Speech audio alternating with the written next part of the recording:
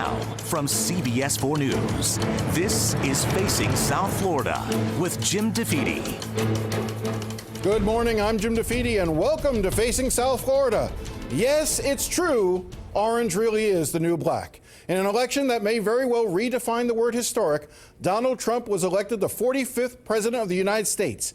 He declared victory early Wednesday morning, striking a tone that was unlike any we had heard while he was running. Now it's time for America to bind the wounds of division, have to get together. To all Republicans and Democrats and independents across this nation, I say it is time for us to come together as one united people. Now, as the week unfolded, there was a surreal quality to it all, capped off by Donald Trump and Barack Obama meeting at the White House. It was the first time in their lives the two men had actually met. Well, I just had the opportunity to have an excellent conversation with President-elect Trump. It was wide-ranging. We talked about some of the organizational issues in setting up the White House. We talked about foreign policy. We talked about domestic policy. Most of all, I want to emphasize to you, Mr. President-elect, that we now are going to want to do everything we can to help you succeed, because if you succeed, then the country succeeds. Well, thank you very much, President. This was a meeting that was going to last for maybe 10 or 15 minutes, and we were just going to get to know each other. We had never known each other. I have great respect. The meeting lasted for almost an hour and a half, and it could have, as far as I'm concerned, it could have gone on for a lot longer. So, Mr. President, it was a great honor being with you, and I look forward to being with you many, many more times. Thank you. It was a great honor being with you, Mr. President.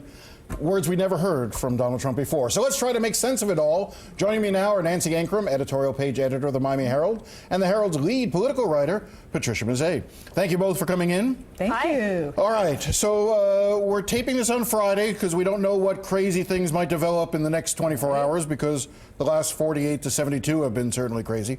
Nancy, I want to start with you. As I said before, I'm a big believer that elections are less about the candidates sometimes and more about who we are and where we are as a nation. What does this election say about us? This says that we are a deeply divided nation. I do think that the president-elect's acceptance speech about needing to get together as one, he needs to take the lead, because the fissures that have always been here, but that he blasted wide open during this campaign, need to be healed, or the healing needs to begin, I think, starting with him. It's going to be one of those issues where, you know, either the office can make the man, because nobody is ever, I'm of the theory that nobody is ever really ready for the presidency, that you don't know what you're getting into. You can never truly be prepared. So either the office will remake him into a new Donald Trump, or Donald Trump will try to reshape that office in his image. And if he does, then it's going to be a very long next 4 years. Well, I think all bets are off. I think all bets are off. This was a most unusual candidate, and I think we're going to see a most unusual presidency here. Patricia, have you been able to sort of put this in perspective? We both have been covering this for the past year. You know, we've been to these events, been to these rallies, been out on the road. Have you had a chance to sort of take that step back yet and think to yourself, what does this all mean? Well, I think we're going to spend a long time on the lessons of the 2016 campaign. I don't think it's something that's going to shake out in 24 or 48 hours. I mean, even trying to report stories over the past few days has been difficult because everyone's still processing what the numbers show. We don't have a complete set of numbers either. We won't have precinct level results in Florida, for example, for a few months. So this is, I think, part of what happens every time that there is a change of power in the White House. This is certainly kind of the soul searching that Republicans went through after 2008 and later after 2012. Now Democrats are going to go through the same process, and not just at the national level, but at the state and local levels as well. And we'll see what shakes out from it, and then we'll see if that even carries through to the next campaign, because as we know, in 2012, the GOP did an autopsy report that Donald Trump ignored and won regardless. So, well, let's stay there. You talked about how, how this will shake out even on the state level. What do you think the state Democrats are going to need to do moving forward? What's that autopsy likely to look like? Because they've got two major races, Democratic Party and the Republican Party. We've got two races coming up here in Florida in 2018, a governor's race and a U.S. Senate race where Bill Nelson is expected to run for re-election, but he's going to face a challenger probably in Rick Scott. Where are those awful people looking at 2018 now, Jim? I know that, but I understand, blasphemy, but if the Democrats aren't learning the lessons of this, and especially their divide with white voters in this state and across the country, how do they bring them back is what I wonder.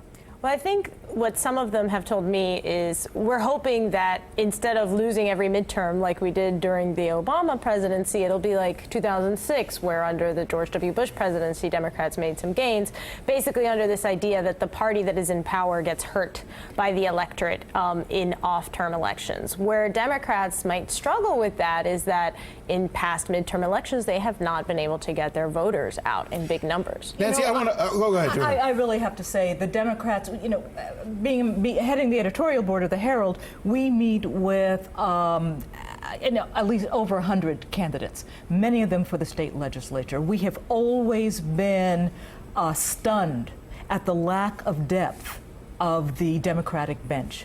The Republican Party in this state has done an excellent job of fielding young, smart, capable legislators. You might disagree with them ideologically, but however, they are capable, they are articulate. We are not seeing that from the Democratic Party. And if their hope is that, well, maybe the Republicans are going to be in power and that'll make us look good, that's not going to cut it. Allison Tant, I guarantee you, I just gave you a name. You have no idea who that is. She is I know you do. I know Patty does. I'm talking about to the audience. She is the head of the Florida Democratic Party. I couldn't pick her out of a mugshot book. I don't know what she does. To be fair, most people probably don't know who the head of the Republican Party of Florida is either. Okay, but, when you win, you get a little added advantage. You do. So now Allison Tant, picked by Bill Nelson, Debbie Wasserman Schultz to be the head of this party. If the Democrats need anything in the state of Florida, it is not just a bench, but also new blood at the top recruiting. They need electric shock treatment is what they need. They need a jolt. And we were talking about race before. One of the things that I find fascinating, and I'm starting to try to draw from, everyone thought 2008 was about race. I think 2016 was the election where race played the important factor, because I do think the Democratic Party lost faith and touch with what is termed, and I hate this term, non-college educated whites. When the second we start talking about people as non-college educated whites as opposed to what they really are, which is working people, you don't get anywhere. I had an interesting analysis, I guess the week before the election, who said that someone said that this was an election that represented a breakdown between the working class and not the elite, the Bushes, the Romneys, but the working class and professionals, meaning college educated. And I do think that Hillary Clinton, to so many of the people who went for Trump, represented that class, not Wall Street necessarily, not the lobbyists. We're all pretty, buffered from them, except when we need a mortgage, but from professionals. And I think that the general tone was, well, who do they think they are? Well, correct me if I'm wrong, but there were some prognosticators that thought Clinton was going to win the white college-educated vote, and I don't believe she did. I think that remained with the Republicans in the end nationally, as it has in previous elections. I think she ended up winning white college-educated women, but I'm not sure about the men. But not overall. Patty and Nancy, I want to thank you very much for your time. Thanks for coming in. Up next, what will it take for Democrats to win back the working people? Just what we've been talking about. We'll be right back.